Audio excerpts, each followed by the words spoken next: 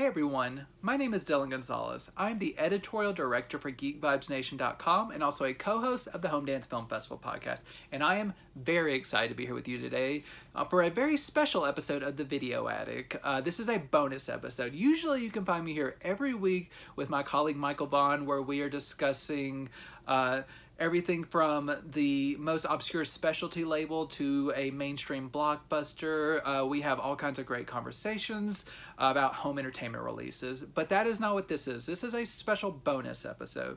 This is me digging into one of my favorite specialty labels on my own, and because I wanted to get into Kino Studio Classics because, like I said, they are one of my favorites. They are a label every month.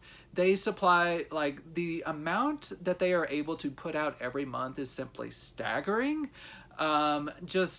They range everything from, like, the early, like, golden age of Hollywood, the 20s and 30s, everything up until, like, kind of, like, the 2010s, like, some of the, like, the genres, the decades, they're vast, they cover everything. But specifically, I want to cover the March 2023 releases. Yes, I know we are well into April. I want to say, recently, the Kino complex has changed warehouses. There was a little bit of delay in getting some of the disc out to consumers. Also, I am only one person. It takes a lot of time to get through this many films. So yes, it is going to be a stacked episode because it was a stacked month.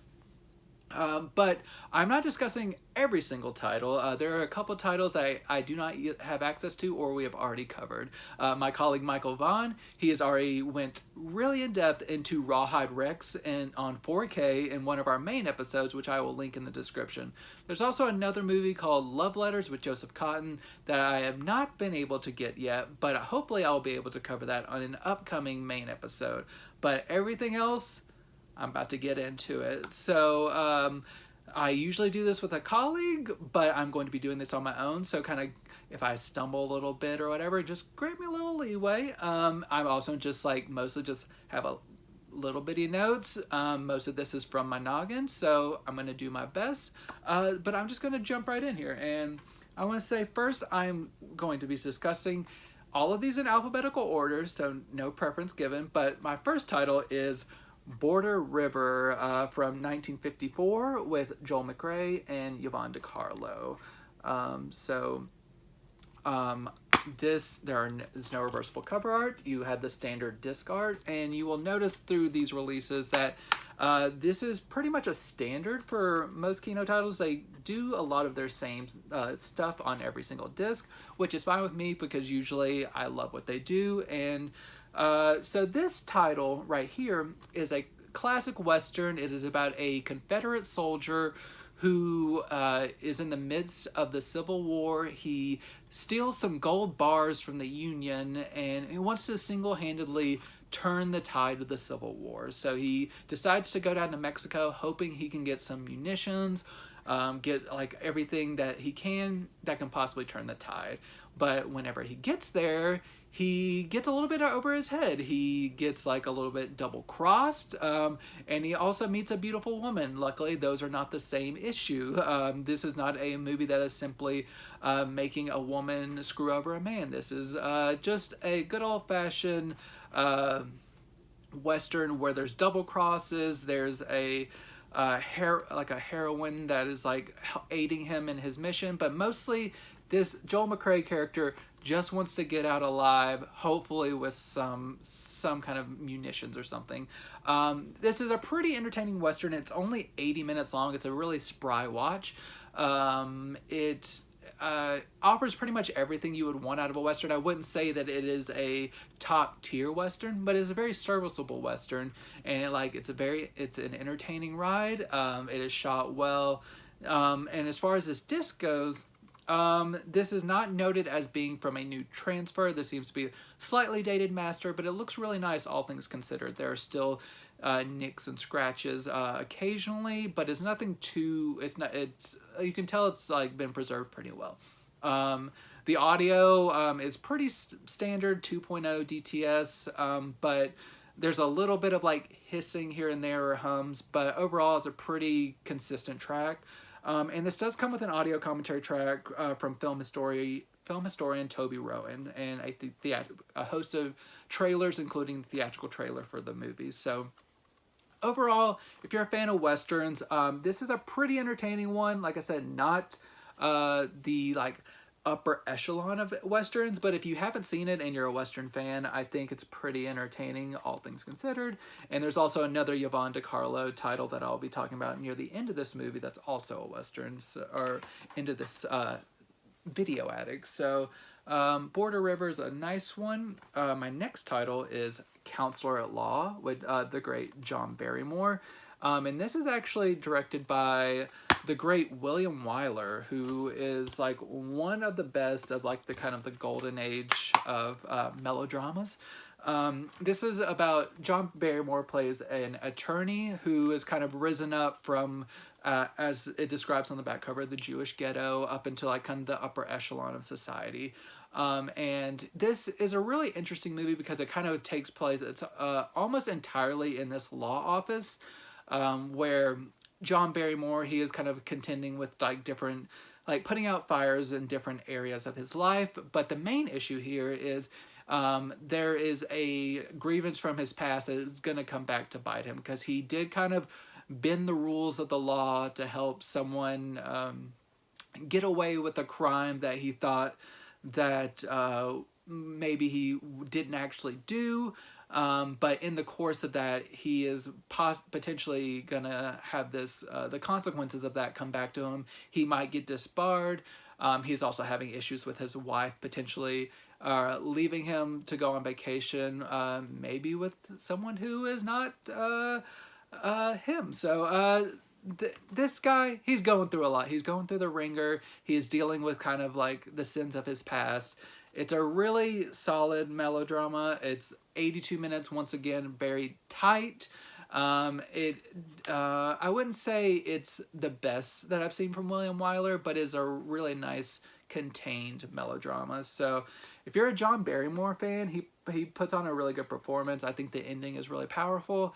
And I think William Wyler, he's just like a director that always speaks me on one level or another. So if you like kind of contained dramas, this one's a pretty good one.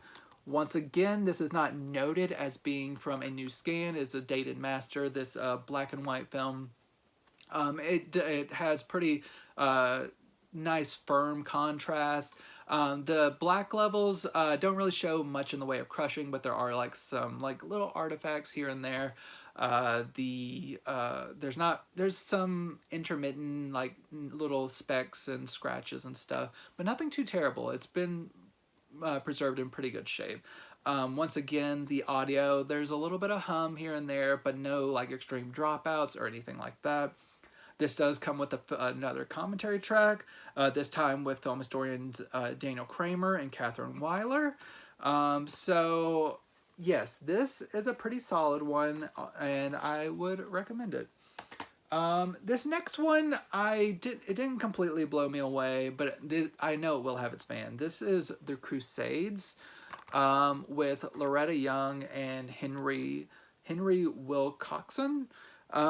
So this one is by Cecil B. DeMille, and so it's kind of like your classic DeMille epic, but just not as captivating as some of his best. This is no Ten Commandments or anything. This is set in the time of like the religious crusades, and this is, if you want to see the Crusades but have it hinge on the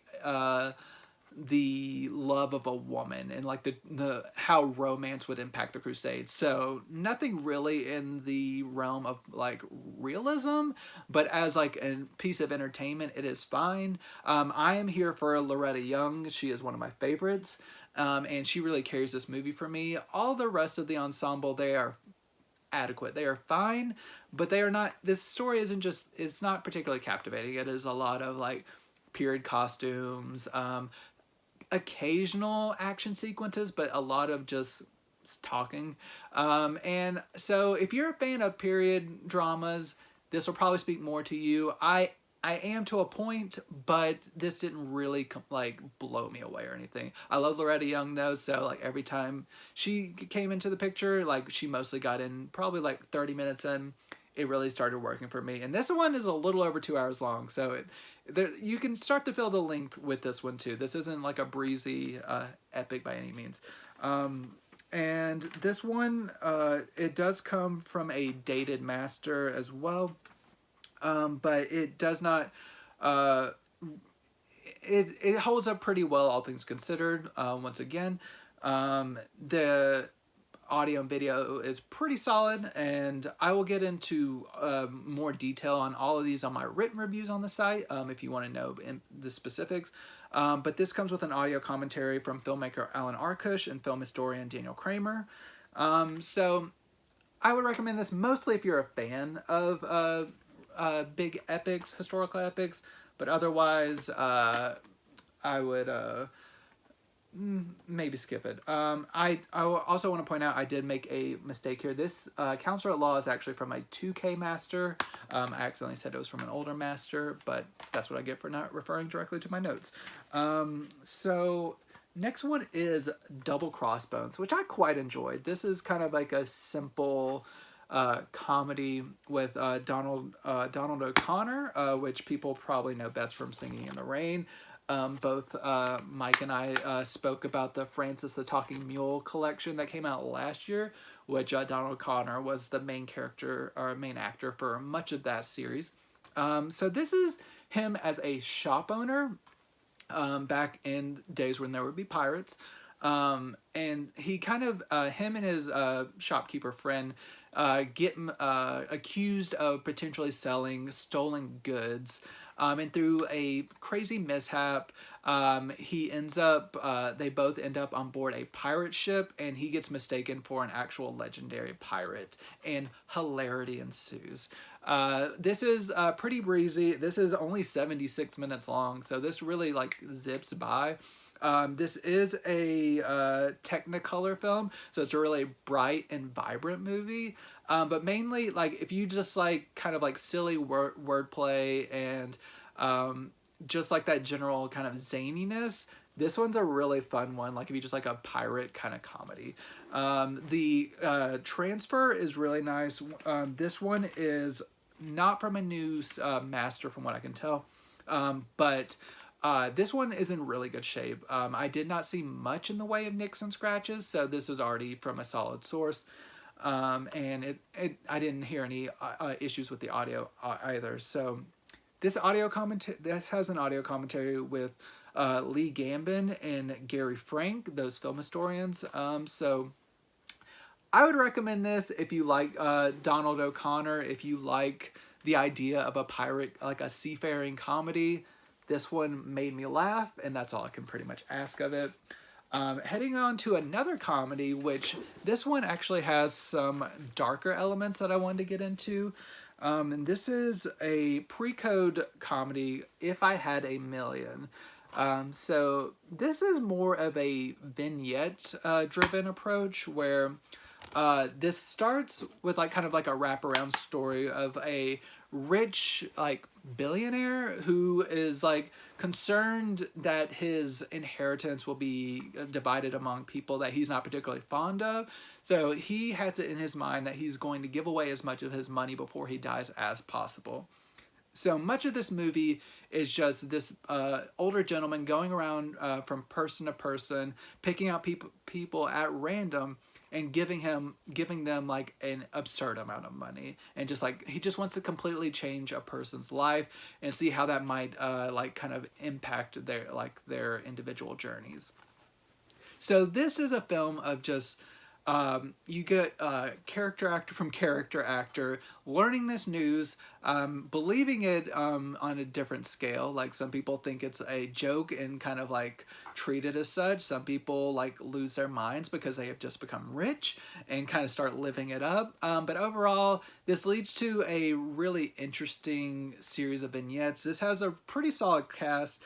You have Gary Cooper, Charles Laughton, W.C. Fields, George Raft, all of them in different vignettes. The W.C. Fields one is probably one of my favorites. But then the Gary Cooper, who is in a gang of people who are not particularly believing of what is happening. Like, it is hilariously frustrating how he reacts to this. But overall, some of the darkness, like in some of the situations of like people not believing they are actually having good fortune, it can get pretty bleak, but like in a way that's like audience friendly. But for a pre-code comedy, this is really solid. And once again, this is not from a new master, but it looks pretty good. There is a little bit of Black Crush here and there. There's a little bit of like hissing on the audio a little bit. But overall, solid release. Once again, the audio commentary, once again from Alan Arkush and Daniel Kramer. So if you're a fan of any of these performers, I highly recommend that. Heading over to my next film. This one is Little Miss Marker, which anyone who watches our main show may remember that I discussed a movie called Sorrowful Jones about a month ago. This was a movie starring Bob Hope and Lucille Ball. I mentioned at that time that it was a remake of another movie I would be talking about soon, and now I'm here. This is the predecessor to Sorrowful Jones, Little Miss Marker.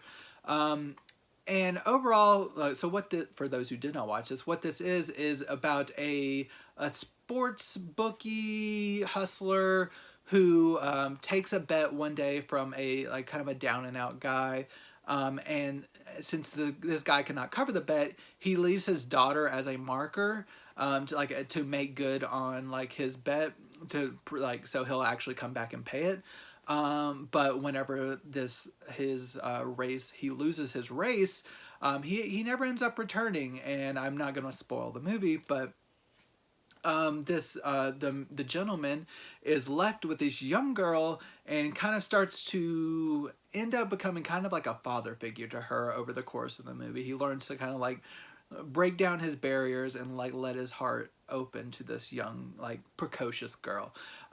So I would say that I like Sorrowful Jones a little bit more than Little Miss Marker. What this has going for it is, of course, Shirley Temple. She is adorable. She is great. But I would say that the main actor, Adolphe Menjou, as much as I'm not the biggest fan of Bob Hope, he is not as charismatic as Bob Hope. And then like the Lucille Ball counterpart is not as like interesting and warm as Lucille Ball. So, and then you also in Sorrowful Jones, the young girl is pretty much as cute as Shirley Temple, so you're not really missing anything. I also much prefer the ending to Sorrowful Jones. This one kind of ends in a kind of odd way. But Little Miss Marker, if you enjoy Sorrowful Jones and you want to see a different spin on it and you like Shirley Temple, go for it. Otherwise, if you can only try one version of this, stick with Sorrowful Jones, in my opinion. This is also from a vintage master. It is not a new master, but all things considered, it's a pretty solid release. This comes from this also comes with an audio commentary with Lee Gambin and costume historian Alyssa Rose, which I always like when they are together because Alyssa Rose can dig really deep into kind of the history of the costumes and has a lot of great insights into this. So Little Miss Marker, I did enjoy it, but it's just, compared to Sorrowful Jones, not as good. My next film is Lucky Jordan from 1942 with Alan Ladd. And this one is pretty entertaining.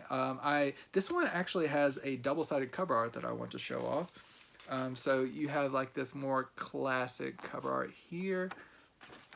But this is about kind of like a wise guy who is kind of taken out of his kind of criminal racket because he is needs to report to the World War II war efforts, but he is trying to dodge his responsibility. He wants to like leave the country to avoid getting drafted into the war, but of course he ends up kind of mixed up with the war.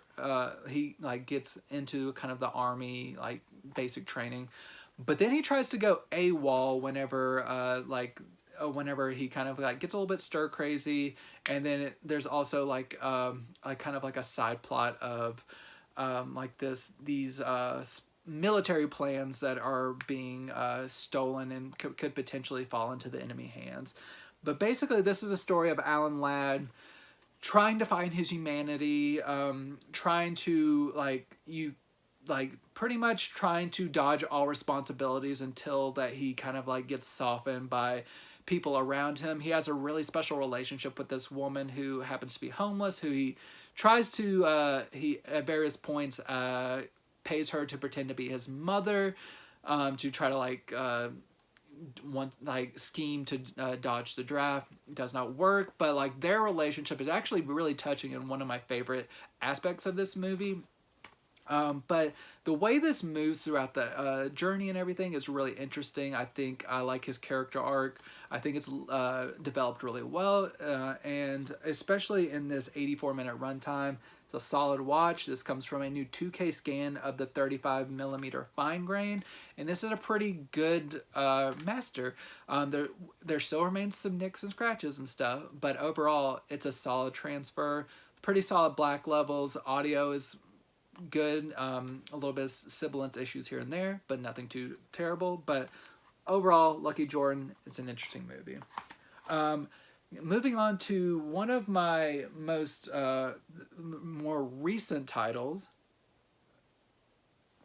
we're heading to the 80s. This is 1987, and for a really bizarre movie called Making Mr. Right, which stars John Malkovich and Anne Magnuson, and this does come with a slipcover. If you want it, you should probably buy it earlier rather than later. But so you have this here, no double-sided cover art. This is from their Paramount deal. Nope, this is from their MGM deal. My bad. And this is a wild film because it stars Anne Magnuson as a PR person who gets approached by a tech company to come consult on a project where John Malkovich, who he plays a scientist, has built a robot, like an android, in his likeness, and he has to teach has to learn how to make the android project palatable for the public at large, and kind of secure like a government grant type of thing. So that it is her trying to make this program palatable. But in the course of this, the main inventor, played by John Malkovich, he is kind of a weirdo. He's a loner. But the robot version, who is like learning how to be human, he ends up starting to warm the heart of Anne Magnuson. So this is kind of a weird movie, like romance between a woman and a robot, and it goes into some strange places. I would just say this, I would have never expected this from John Malkovich. I was shocked to find that he had starred in this, and then after watching it, he went to some he's starred in a lot of questionable movies, like direct-to-video, like thrillers and stuff, but like this level of slapstick, was not expecting it. But it's entertaining. It's not like a great movie, but it's weird. It's very weird for Malkovich, and I think it honestly would have been better with someone else, but just the novelty of seeing John Malkovich in this type of movie, I think it's worth it. But don't expect it to be actually great. It's not a great 80s classic, but it's serviceable.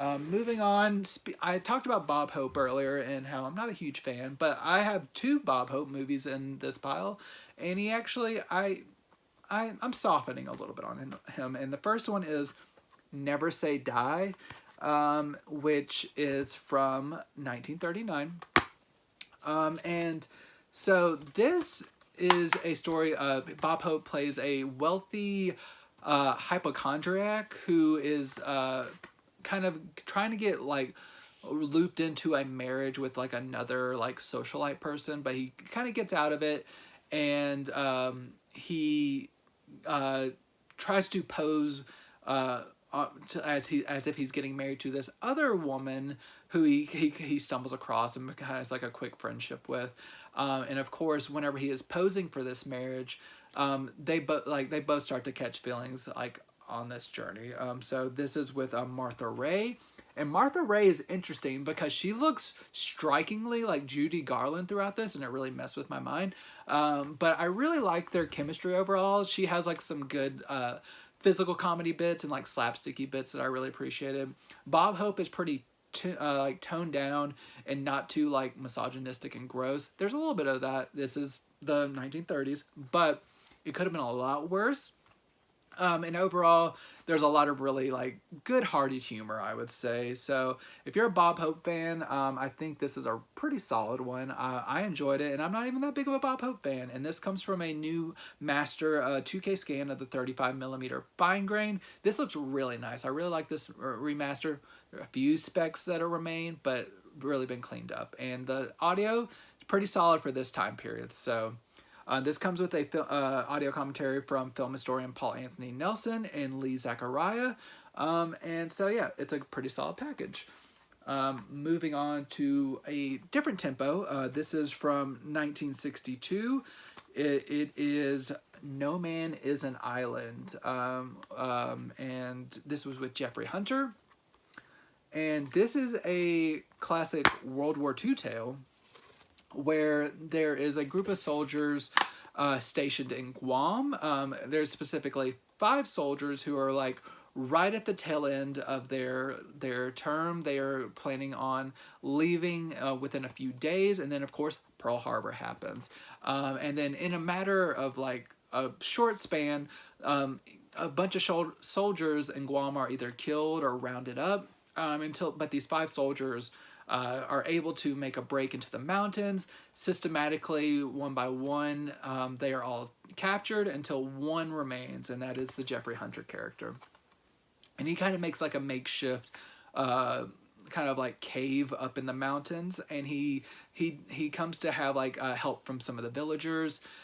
And along this journey, he actually falls in love with the daughter of one of the men who is helping him, and she is played by I want to get this right, Barbara Perez, who is described on the back as the Audrey Hepburn of the Philippines. And you would think that this would be her, but that is not what she looks like. If you can kind of see here, this is her. She is a very charming lady. I enjoyed her performance very much, even though it is kind of like more stock, maybe slightly insensitive in certain remarks, but she is like kind of charming enough and like a magnetic presence enough to kind of overcome some of the deficiencies within the script. But overall, this is a tale of perseverance in World War II, and this man trying to survive and ultimately take down the forces of evil on the other side of the World War II divide. So this is a pretty interesting kind of like mostly island set adventure, and I overall enjoyed it. This is this is not from a new master, but it looks really nice. It's a very vibrant color picture. The sound is really good too. This comes with an audio commentary from film historian Stephen Mitchell and Stephen Joey Rubin, and it has some theatrical trailer and other trailers. So this is a pretty solid release if you like World War II pictures. This was a really pleasant watch. My only other kind of more modern title, which I guess for something that's like 40 years old almost, this is from 1985. This is Secret Admirer, and so I did enjoy this quite a bit. I would say the weakest element is actually C. Thomas Howell, who I never really believed him in like this role of like, why would he have potentially multiple women wanting to be with him, especially the lovely Kelly Preston, who is his dream girl, but probably more so the Lori Loughlin character, because like she is not even being like tricked into liking him. She just actually likes him. And what this is, it involves a secret like a confessional love letter that he receives from a secret admirer, like saying like, I could never say this to your face, but I love you and stuff. And he starts to like, his mind starts to race like, who could this be and everything. And he kind of convinces himself that what could potentially be the Kelly Preston character, who he has a huge crush on. And then his friend, who's like just a simple friend, Lori Loughlin, she attempts to help him in his like kind of like quest to like be with her, even though she's like harboring her own feelings for him. So there's like a series of comedic like mishaps and all this stuff. It's like your standard 80s teen sex comedy. You have your requisite like unnecessary like toplessness. You have food fights, all kinds of stuff. What I really like about this is some of the parents get involved in the like messiness of this love letter. Like this love letter causes mishaps galore because different people pick it up and read it, and like they think it's like the context is lost on them, so they think like their spouses are cheating on them. So like a great Fred Ward or Dee Wallace, like they get into a bunch of mishaps, and so everything is crazy. But it's an entertaining movie. It's just like some of the plot elements are a little iffy and like unbelievable, but it's an entertaining movie if you like the 80s teen sex comedy. I enjoy the women in this more than the C. Thomas Howell, because they actually made like their characters believable. But overall, pretty solid watch. This comes with an audio commentary with the director of this and some of like the co-writers and producers, and I really like kind of getting some of their insights, even though they sometimes struggled to remember specifics. They did have a lot of good insights, and then there's some like radio spots and a theatrical trailer. This actually comes from a new 2K scan of the 35mm inner positive, and this is a really nice looking transfer. Once again, still minor specs. You don't get them all, but it looks really nice. Sounds good. So if you're a fan of 80s movies, Secret Admirer is a solid one. Only 2 more left. My next, another Bob Hope movie, Thanks for the Memory, which is a nice quaint little movie about a married couple. They are kind of more on the poorer side of the equation. They are trying to make their way. He is a struggling novelist, but he's never really gotten the opportunity to kind of like devote the time that he wants to try to like actually break through as a writer. And his wife really believes in him, so like they get to a point where she says she will return to work while he stays at home and tries to make an honest attempt at writing the great novel that he thinks that he can write. And it kind of gets into like while he is at home, he also has to work in the role as the homemaker, and some of this is kind of annoying because it's kind of like men are inept at being a homemaker. Like, how do you like wash dishes and do all this kinds of stuff? But overall, it's not too overdone, but there is kind of like those gender like roles that are kind of explored, which can be kind of annoying. But I do really like Shirley Ross as his wife in this. And they do have they live a lifestyle where like all of their friends are just dropping in at any hour of the night. So they're always having spontaneous parties, which would be a nightmare for me, but they seem to enjoy it, like just having friends over and drinking cocktails and like all kinds of stuff. But overall, it's a pretty nice exploration of gender roles, and it's like there's a love story between them, and there's of course strain in the relationship whenever these roles are switched, and there's also the a potential of like them having a benefactor, but the benefactor being an ex-boyfriend of his wife, and like how he reacts to that and everything. But overall, it's a pretty entertaining movie. It's only 75 minutes long, so it's a very spry movie. And overall, I think the chemistry between Shirley Ross and Bob Hope really carry this one. This is also from a kind of a dated master, but it holds up pretty well, especially being from 1938. There are like nicks and scratches here and there, but overall, not too much in the way of like crush, compression artifacts, anything of that sort. It's pretty solid. The audio could be better. There's like some hissing and like humming, but overall, Nothing too distracting. It was perfectly watchable throughout. So Thanks for the Memory was a solid watch. My final title is Tomahawk, another Western. I mentioned Yvonne DiCarlo is coming back. This is starring Van Heflin as well. And I appreciate the attempts at what this movie is doing. It works a lot of the time, but still it can be dated in certain respects. So what Tomahawk is doing is Van Heflin plays a Native American sympathizer who is working within kind of like this like frontier war effort. He is trying to like teach like kind of like the kind of generals and stuff that they should work with the Native Americans and not be like slaughtering them or being afraid of them for the most part, because he is like lived closely with them. He was actually married to one. But of course you have like some like the mustache twirling villains who do not view Native Americans as people and just want to like cause chaos and stuff. And of course that happens whenever like the mustache twirling villain kills a Native American boy in cold blood and tries to kind of like pass it off as like he was being attacked, and how that kind of like puts everyone on edge and like puts everyone in danger as well.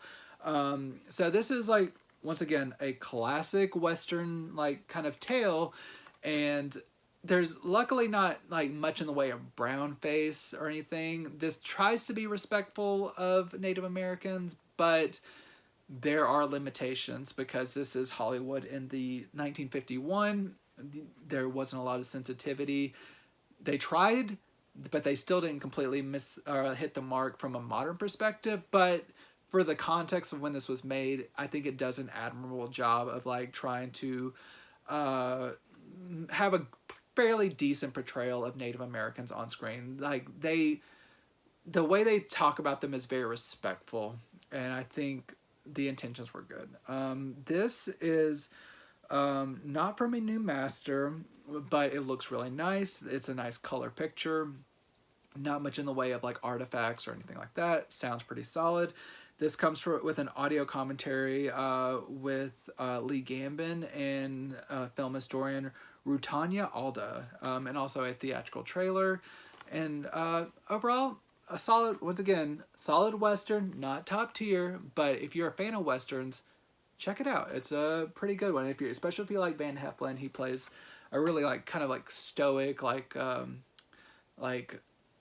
noble role, which works really well for his like archetype and personality. So yeah, this is the March 2023 lineup from Kino Studio Classics, and like I said, you heard that most every one of these had an audio commentary track. A lot of these had new 2K restorations or 4K restorations. But even the ones that didn't still looked really nice, and like there was some care put into these packages. So I really appreciate that from Kino Studio Classics. So if any of these interested you, make sure to pick them up. And I am probably going to be doing more of these types of videos in the future. So if you enjoyed these, let me know what you thought of the presentation style in the comments. Let me know what you would like to see more of so in the future. Make sure to share this with people that you think might appreciate it. And just generally just subscribe and just like watch the main episodes that I do with my colleague Michael Vaughn, like I mentioned at the beginning, because we always have a lot of great fun conversations. So I will be doing this again soon, but until next time, enjoy the movies.